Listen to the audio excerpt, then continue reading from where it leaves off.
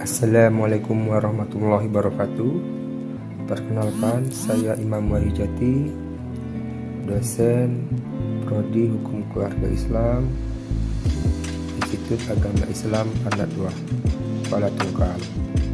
Pada hari ini kita akan membahas materi tentang etika profesi hukum.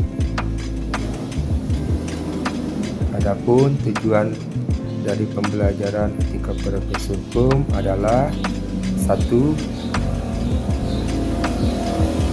Mahasiswa dapat memahami konsep dasar etika dan moral. Yang kedua, mahasiswa dapat menjelaskan pentingnya etika dalam profesi hukum. Yang ketiga, mahasiswa dapat mengidentifikasi kode etik profesi hukum. Yang keempat, mahasiswa dapat menganalisis kasus pelanggaran etika profesi hukum. Pengertian etika. Etika berasal dari bahasa Yunani, disebut dengan ethos dalam arti kebiasaan, dan dalam bahasa Inggris disebut dengan ethics. Sedangkan dalam perkataan di Indonesia, etika sering diartikan sebagai kesusilaan, yaitu perbuatan yang baik atau perbuatan yang beradab sebagai akhlak manusia. Etika berarti ilmu tentang apa yang biasa dilakukan atau ilmu tentang adat kebiasaan. Etika secara lebih detail merupakan ilmu yang membahas moralitas atau tentang manusia sejauh berkaitan dengan moralitas. Jadi, etika adalah suatu ilmu yang membahas tentang bagaimana dan mengapa kita mengikuti suatu ajaran moral tertentu. Jenis-jenis etika. Etika dapat dibagi menjadi ke dalam 3 jenis. Yang pertama, etika deskriptif, yaitu adalah etika yang melihat secara kritis dan rasional sikap dan perilaku manusia dan tujuan hidupnya sebagai sesuatu yang bernilai. Yang kedua, jenis etika normatif, yaitu etika yang menetapkan berbagai sikap dan perilaku ideal yang harus dimiliki manusia sebagai sesuatu yang bernilai. Yang ketiga, metaetika, yaitu studi tentang etika normatif.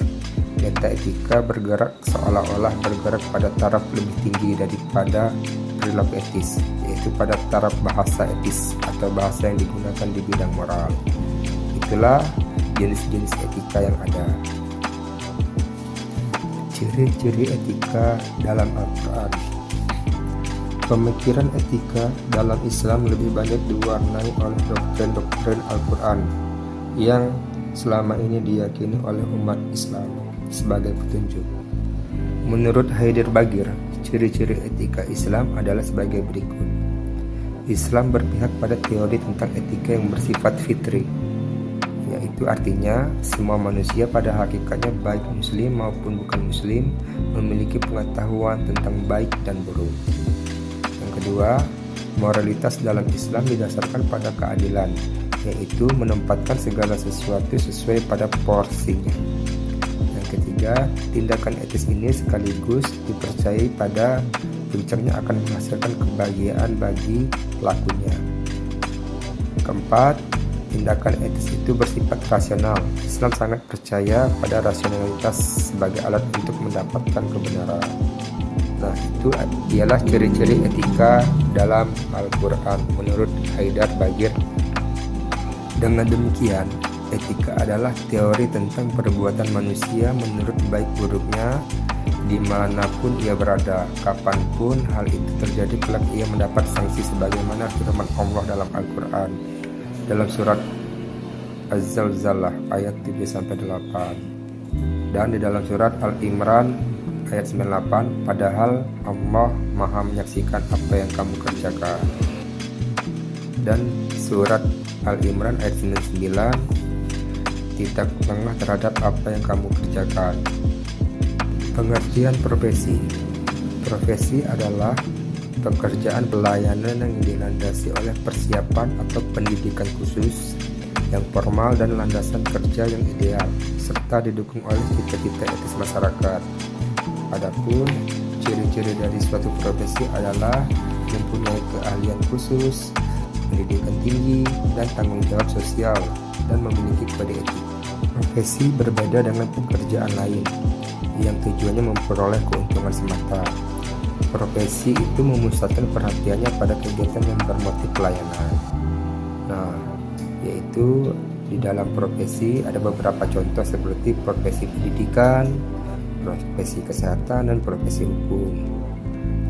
Peraturan mengenai profesi, mengenai tingkah laku atau perbuatan dalam melaksanakan profesinya dituangkan ke dalam kode etik.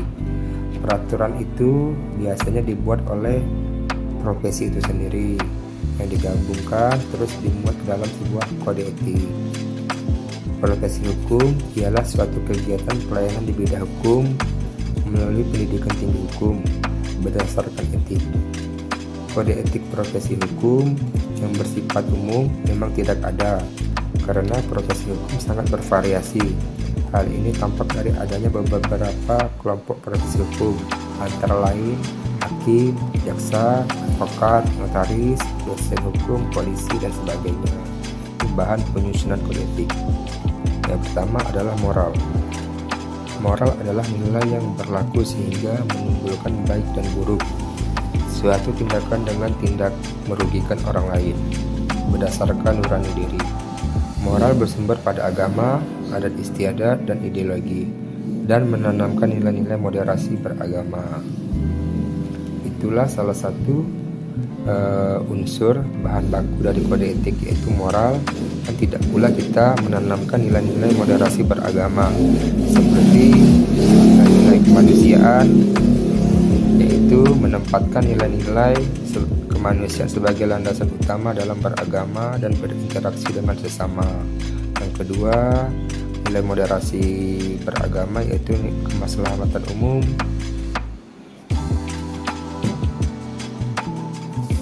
mengutamakan kepentingan bersama dan kesejahteraan masyarakat dalam menjalankan ajaran agama.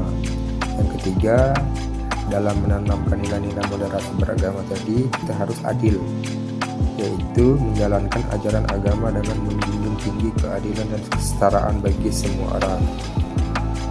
Terus berimbang, kita harus menghindari sikap ekstrim dalam beragama dan menjelaskan ajaran agama dengan seimbang. Yang kelima, taat konstitusi, menghormati dan menjalankan hukum serta aturan yang berlaku dalam negara. Yang keenam, komitmen kebangsaan, yaitu menjaga persatuan dan kesatuan bangsa serta mencintai tanah air. Yang ketujuh, toleransi, menghormati perbedaan keyakinan dan agama orang lain. Yang kedelapan, anti kekerasan, menolak segala bentuk kekerasan dan radikalisme dalam beragama. Yang kesembilan, penghormatan terhadap tradisi, yaitu menghargai nilai-nilai budaya dan tradisi yang ada dalam masyarakat selama tidak bertentangan dengan ajaran agama dan konstitusi. Jadi selain moral, nilai-nilai moral, agama, adat istiadat, ideologi, kita hendaknya juga menanamkan nilai-nilai moderasi beragama dalam menyusunkan kode etik. Bahan-bahan moderasi beragama tadi merupakan bagian dari bahan baku dalam penyusunan kode etik. Dalam bahan kedua adalah etika. Etika yaitu tuntunan kepatuhan atau kepantasan baik dan buruk, salah dan benar, yang merupakan pedoman berperilaku. Yang ketiga, bahan penyusunan dari kode etik, susila atau aturan hidup yang baik. Kesusilaan yang menggambarkan perilaku seseorang di mana seseorang selalu menerapkan nilai-nilai yang dipandang baik. Jadi dari ketiga unsur tadi merupakan dasar pembentukan kode etik dari suatu lembaga profesi etika yang juga memuat prinsip-prinsip moderasi beragama. Di Indonesia, kode etik suatu profesi biasanya disusun oleh profesi itu sendiri yang tergabung dalam suatu wadah atau asosiasi atau perkumpulan. Keberadaan kode etik bagi suatu profesi sangat penting karena dapat meningkatkan kewibawaan profesi pada umumnya. Yang kedua, memberikan parameter yang jelas tentang sikap dan perbuatan yang dikehendaki oleh profesi dan asosiasi profesi dalam menjalani profesi itu. Kita masuk ke bab selanjutnya, yaitu kode etik profesi hakim. Pada tanggal 30 Maret 2001, di Bandung telah ditetapkan kode etik profesi hakim dan telah disahkannya serta dinyatakan berlaku oleh Musyawarah Nasional Ikatan Hakim Indonesia atau yang kita kenal dengan IKHI ke-13 di Bandung. Dibuat dan disahkannya kode etik profesi hakim adalah dengan maksud dan tujuan sebagai berikut. Yang pertama, sebagai alat untuk membina dan membentuk karakter hakim. Yang kedua, maksud dan tujuan dari kode etik profesi hakim adalah sebagai alat mengawasi tingkah laku para hakim. Ketiga, sebagai kontrol sosial. Keempat, sebagai sarana pencegahan campur tangan ekstrajudikal antara sesama hakim dan masyarakat.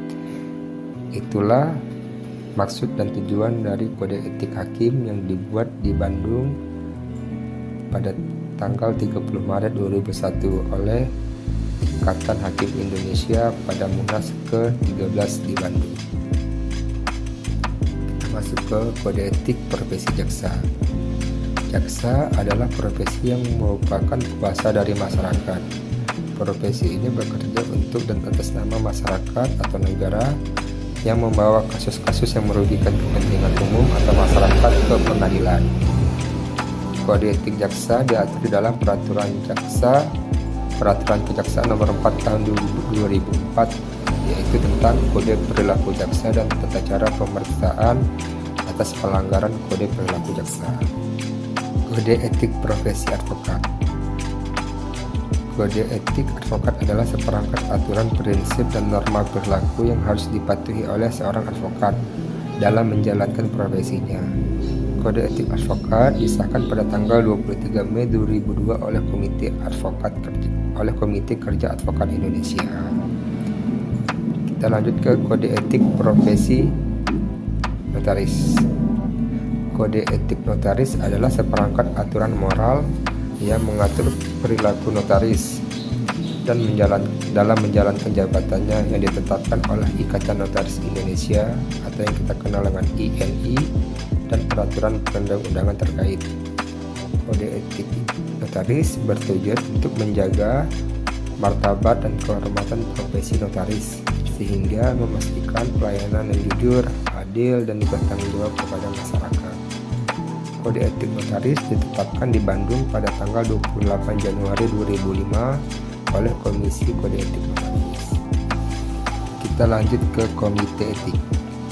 Komite Etik adalah lembaga yang hadir untuk menegakkan kode etik. Nah, untuk menegakkan rule of law atau peraturan perundang-undangan, peraturan hukum, diperlukan adanya aparat penegak hukum, yaitu polisi, jaksa, dan hakim. Untuk menegakkan rule of ethic, kode etik diperlukan semacam komite, yaitu dikenal dengan nama komite etik. Komite etik ini memiliki beragam bentuk dan nama, tergantung dari profesi masing-masing. Tugas dan wewenang komite etik yaitu: 1. Melakukan pembinaan, bimbingan, pengawasan, dan pembenahan anggota dalam menjunjung tinggi nilai-nilai kode etik. 2. Komite etik itu berwenang memeriksa dan memutus perkara pelanggaran etik yang dilakukan oleh anggotanya. Komite etik pada umumnya bersidang secara tertutup kecuali DKPP, yaitu sidangnya terbuka, Dewan Kehormatan Penyelenggara Pemilu. Biasanya komite etik selain itu sidangnya tertutup. Kesimpulan, jadi etika profesi hukum ini merupakan salah satu panduan etis dan tanggung jawab moral bagi seseorang yang berprofesi hukum. Sekian materi pada hari ini. Apabila ada kekurangan dan kesalahan, saya mohon maaf. Wabillahi taufiq wal hidayah. Assalamualaikum warahmatullahi wabarakatuh.